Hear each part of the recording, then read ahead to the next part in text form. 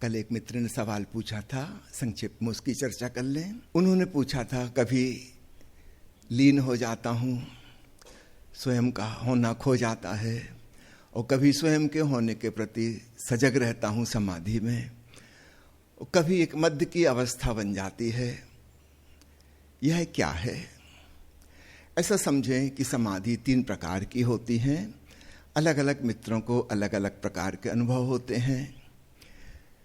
एक समाधि है बुद्ध जैसी, महावीर जैसी, कृष्ण जैसी, पतंजलि जैसी, जो कहते हैं कि रात नींद में भी जागरण बना रहता है, स्वयं के होने का एहसास निरंतरता में मौजूद रहता है।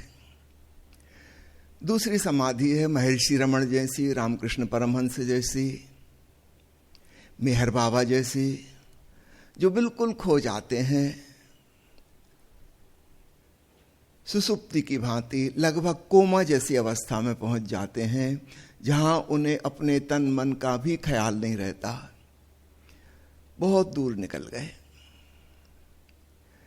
निश्चित रूप से किसी बुद्धिस्ट व्यक्ति से पूछें, किसी जैन धर्मावलंबी से पूछें कि क्या आप मेहर बाबा को, रामकृष्ण को, महर्षि रमण को समाधिस्थ व्यक्ति मानते हो? वे कभी नहीं मानेंगे।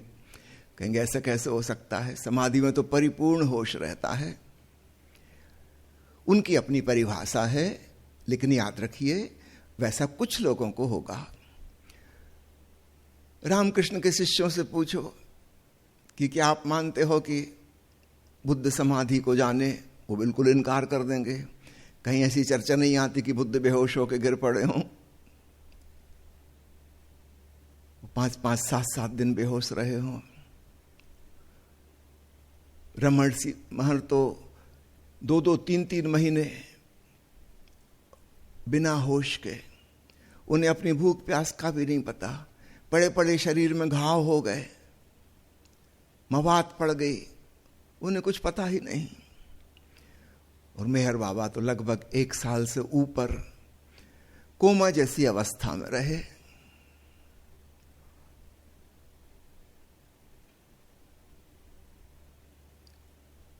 इनकी अपनी परिभाषा है समाधि की, ये इनके अनुभव से आती है। पर याद रखिए दूसरे प्रकार के लोग भी हैं। तो एक है परिपूर्ण होश, भीतर तो परिपूर्ण होश है, बाहर भी परिपूर्ण होश है। इसको हम कहें डबल एरोड कॉन्शसनेस, दोनों तरफ प्रकाश है। रमण, रामकृष्ण और मेहर बाबा ऐसे हैं कि पूरी की पूरी टार्च बाहर से पलट के भीतर को चली गई, केवल भीतर रोशनी है, बाहर सब अंधकार हो गया। और तीसरे लोग हैं जिनको हम कहें मध्य में, ना बुद्ध जैसे, ना रामकृष्ण जैसे, या कभी कभी उस दशा में पहुंच जाते हैं, कभी कभी इस दशा में पहुंच जाते हैं, और बीच में वे अनुभव करते हैं एक प्रकार की खुमारी का। संत कबीर वैसे हैं, संत दादू दयाल वैसे हैं, गुरु नानक देव जी वैसे हैं। बुद्ध से कोई पूछे खुमारी क्या होती है, वे कहेंगे कहाँ के पागलपन की बात कर रहे हो, ऐसी कोई चीज नहीं होती, बुद्ध ने कभी नहीं जानी, रामकृष्ण ने भी नहीं जानी खुमारी क्या होती है। खुमारी का मतलब है थोड़ा होश भी है, थोड़ी बेहोशी भी है। आपने कभी भांग खाई हो होली के अवसर पर तो आपको अनुभव होगा, आपको लगता है बिल्कुल होशो हवास में है, मगर फिर भी होशो हवास में नहीं होते, कुछ कुछ बेहोशी भी होती है। ये शराब का अनुभव, नशा का अनुभव एक मध्य की चीज है। तो मोटे मोटे हम 3 विभाजन तो कर ही सकते हैं। एक जिसमें बाहर का भी परिपूर्ण होश है और भीतर का भी, दूसरे में केवल भीतर का होश है, बाहर का खो गया, और तीसरे में मध्य का है, थोड़ा थोड़ा बाहर का होश है, थोड़ा थोड़ा नहीं है। समानता तीनों में एक है कि भीतर का पूरा होश है तीनों में, बाहर के होश के बारे में विविधता है। तो ये तो 3 मोटे मोटे विभाजन हो गए। इसके बीच में और भी सब डिवीजन हो सकते हैं, तो हम कह नहीं सकते कौन सा साधक किस अवस्था में पहुंचेगा। और जरूरी नहीं कि यह सुनिश्चित और फिक्स रहे।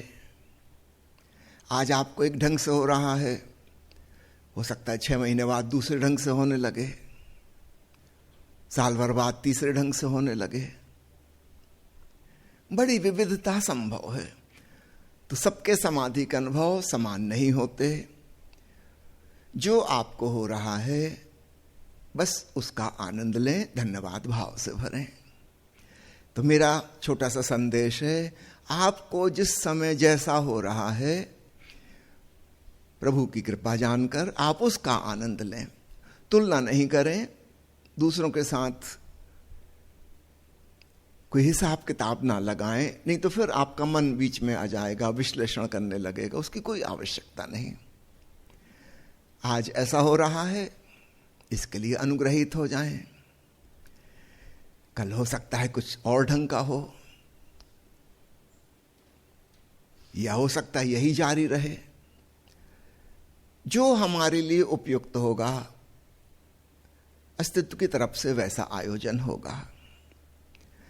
हमें आग्रह नहीं करना चाहिए, और हमारे आग्रह करने से कुछ होता भी नहीं है। इस बात को खूब अच्छे से समझ लें। साधना करना, प्रयास करना हमारे हाथ में है, उसके परिणाम कैसे आएंगे ये हमारे हाथ में नहीं है।